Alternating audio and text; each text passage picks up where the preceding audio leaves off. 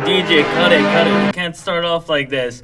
First off, we gotta talk about Blake Griffin. Tom, did you hear what Blake Griffin did to the Indiana Pacers? Yeah, I heard he had a double-double. No, not only did he have a double-double, my friend, he had 47 points and 14 rebounds against the Indiana Pacers. As a rookie, that, my friend, is amazing. So what am I going to do? I'm going to absolutely rip the Indiana Pacers for their showing. It was embarrassing and horrible. So about 6 years ago, they had the fight with the Detroit Pistons. I don't know if you remember that. But yeah, anyway, so it's time to, we're going to make some fun about the Indiana Pacers. First question is, why did Ron Artest leave the game early? He wanted to beat the crowd. Ba-dum-bum-psh.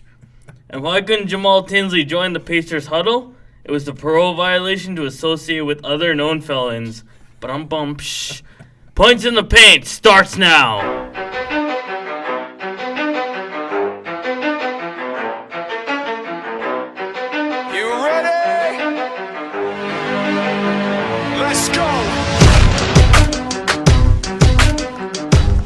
So, as much fun as I had making fun of the Indiana Pacers, it's time to get on with the show.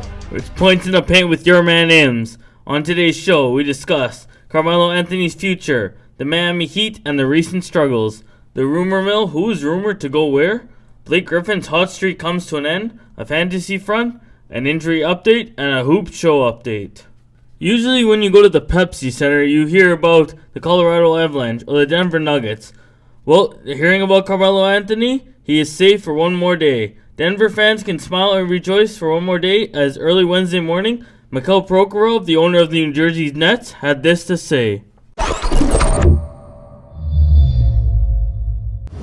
Mikhail Prokhorov, the man who made his fortune in gold, is saying no to the biggest nugget in basketball, Carmelo Anthony, Denver's all-star forward and the most coveted available player in the league.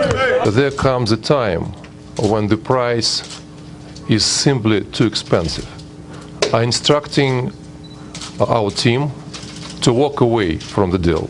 Anthony wants to come to New York, but up to this point was waffling about a trade to the Nets. Now he doesn't get his chance, and he'll have to find a likely $65 million contract elsewhere. You know, I never met with Carmelo and I never spoke with him. Maybe he sent me email, but really I don't use computer. Worth more than $13 billion, Prokhorov raised fan hopes after his $200 million purchase of the Nets last year. But losing the LeBron sweepstakes and now walking away from Melo are not likely to drive up the Nets' league-low attendance, where secondary ticket prices average just $36 a seat, third cheapest in the NBA, according to SeatGeek. In a star-driven league, the Nets have none, just the promise of a move to a new arena in Brooklyn in 2012. Kevin McIntyre with sports marketing group Leverage Agency tells me the team desperately needs a superstar before it can sign more blue-chip domestic sponsors who are waiting for a winning product. Until then, Mikhail, and not Melo, remains the face of the Nets. Michelle Steele, Bloomberg News, Newark, New Jersey. So that was a pretty harsh Russian accent there, Tom. Who would you say you compare that to? Alexander Ovechkin. Ovechkin, yeah, he's got a pretty harsh Russian accent himself. Be funny listening to a conversation between those two. Okay, so basically Prokhorov is telling us in a harsh Russian accent that trade talks and negotiations have been cut off between Melo's representatives, and Melo might just be in Denver a little longer. Melo has expressed to many media sources that he wouldn't mind joining the forces of Amar'e Stoudemire and the New York Knicks. This trade, however, could see the Knicks losing key players such as sharpshooter Danilo Gallinari and Landry Fields, and maybe some draft picks. Being 5.5 games back in the Eastern Conference without their sharpshooters, this wouldn't make New York much of a better team, and they would probably end up staying in that 6th spot in the Eastern Conference. However, if New York doesn't want Melo, there is always the pumped-up, enthusiastic Mark Cuban, who has always been interested in Melo. With Caron Butler out until possibly the playoffs, a deal for Melo would include sending 22-year-old prospect in Rodrigue Beaubois and a pair of expiring contracts in injured Caron Butler and Deshaun Stevenson. They'd likely have to find a way to take back Al Harrington's 5-year mid-level contract as well. But, unlike the Nets, the Mavs wouldn't need an extension agreed upon to pull a trigger on this deal. Owner Mark Cuban wouldn't comment on Anthony or any other specific player Wednesday night. However, he acknowledged that he'd have no issues trading for a rental player. Cuban wants to see if the Mavs can recapture their mojo from the season's first 2 months with Dirk Nowitzki and Tyson Chandler healthy again. He hopes they'll also get a good look at Beaubois in the rotation before the February 24th trade deadline. Enough about the Mavs and Knicks though. How must Carmelo feel about all this? He says he feels great and has been proving it by averaging just over 22 points a game in his last 6 games with Denver. Looking towards the future though, unfortunately it doesn't look good for Carmelo, as he probably will be dealt by a 24th of February deadline. We will keep you updated if anything happens regarding Carmelo Anthony. LeBron James, Chris Bosh, and Dwayne Wade. Yes, the big three for the Miami Heat. What can we say about them except that every great team has to lose sometime, as after winning 21 of 23 games, they're on a current 4-game losing streak. You must be confused. The team with LeBron James, Chris Bosh, and Dwayne Wade? Yeah, that's right. The Heat have gone through some recent injury struggles with LeBron James tweaking his ankle and sitting out 2 games, Dwayne Wade missing a couple of practices, and Chris Bosh out for at least another week with the sprained left ankle. After a heartbreaking loss in overtime to Atlanta Hawks, Wade and James told the media that it is going to be hard to play without Bosh, as he is the dominant force down low, but they will have to come together and play harder now more than ever. With Bosh's return almost 4 or 5 days away, can the Heat come together and dominate the East? We shall see. Alright, last week we talked to you about the high-flying antics about a one Blake Griffin. Yet again, he has been unstoppable, helping the Clippers to win the last 6 games and setting a scoring high with 47 points and 14 rebounds against the Indiana Pacers.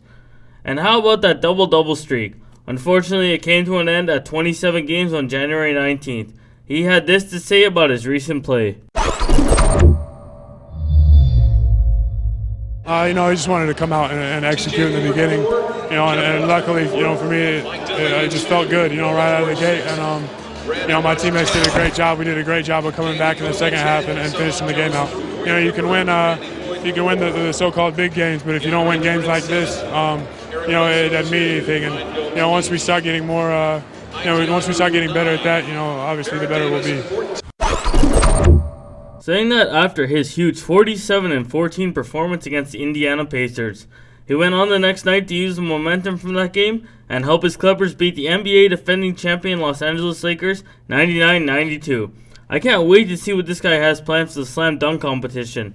It is going to blow people away. It is now time for the rumor mill, where I tell you all about the latest rumors in and around the NBA. We start off with the Charlotte Bobcats' Gerald Wallace. Charlotte Bobcats forward Gerald Wallace could be changing jerseys soon. Yahoo Sports' Adrian Wojnarowski is reporting that the Cats have discussed trading Wallace to the Cleveland Cavaliers. Wallace has 2 years and $22 million left on his contract after this season.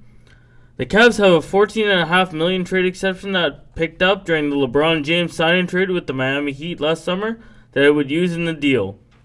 Wallace is averaging 16.4 points, 8.1 rebounds, and 2.3 assists a game this season for the 15-21 Bobcats. Who the Bobcats will get back in the potential deal has not been discussed as of yet. Look who we have to talk about again. It's Carmelo Anthony. Yay! Once again, reportedly, could be dealt to the Houston Rockets and the Chicago Bulls. Are they both interested in acquiring the All-Star forward from the Denver Nuggets? Players to go to the Nuggets from both teams are as well under discussion, and as soon as we know the verdict in the chase for Carmelo, we will bring it right to you. 30-year-old Indiana swingman Mike Dunleavy is also looking to be on the move, as the 16-22 Pacers just aren't doing it for him anymore. And not to mention that he is in the last year of his contract and will probably be dealt before the February 24th deadline.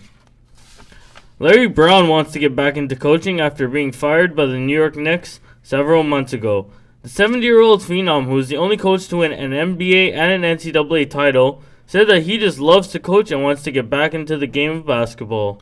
It's now time to tell you about all the players that have been banged up worse than Brett Favre this season. That's right, it's time for the injury report. This past week, many injuries occurred, and they included Jermaine O'Neal, who is looking to miss up to a month. The Trailblazers' Marcus Camby, as that will really hurt them, already missing Brandon Roy. The Miami Heat's Chris Bosh, who is out with the sprained left ankle and is looking to miss up to a week. Both LeBron and Wade are still not at 100% and are still fighting off small injuries. Al Horford is out with an ankle injury. Carlos Boozer is doubtful for the next 2 Bulls games. and Ben Wallace and Richard Hamilton are both questionable for the Pistons game against the Nets. And this just in, the Bobcats' Tyrus Thomas will be sidelined for up to 2 months with the torn meniscus in his left knee. So if you have any of those players on your fantasy teams, you might want to sit them down. Do you like NBA trivia? I know you do, as we have some for you right now. The points in the paint questions of the week are: halfway through the NBA season, who do you see as winning the MVP award? Being 6 games back and Portland ridiculed with injuries, can the Los Angeles Clippers make a huge jump into the playoff race? And the third question and final one: where will Carmelo Anthony end up if he is traded before the February 24th deadline? Lastly, points in the paint wouldn't be a show without a fantasy update. The top 10 players I like this week and that you should have on your fantasy rosters are: Blake Griffin, who is still a monster and will always be a monster, especially on the glass, where the fantasy points count the most. Keeping up the trend of rebounding, you have to have Kevin Love on your team, who is averaging an amazing 20 points and 15 rebound season so far. Looking towards the scoring trend, 3 guys I love in this position include Kevin Durant, Kobe Bryant, and Monte Ellis. I'm not just saying this because I'm Canadian, guys, but you really need to try and have Steve Nash on your team. And if you don't, I guess Rajon Rondo will have to do, as both are leading the teams respectively in assists. My sleeper pick this week in all aspects of the game is the Thunder's Russell Westbrook, who is a dynamic player who excels at all aspects of the game, including scoring and assists. Broadcasting to you guys from the Kaya Studios in downtown Vancouver, from your host, Ims, and my producer, Thomas Isaac Kane, thank you for tuning in to Points in the Paint. And don't forget to tune into The Hoop Show on Sirius Satellite Radio, Channel 98, every Thursday at 10 a.m. Eastern, with hosts Brendan Lynch and Sasha S. Money. A 2-hour show with the best on and off the court. Again, thank you for listening to Points in the Paint.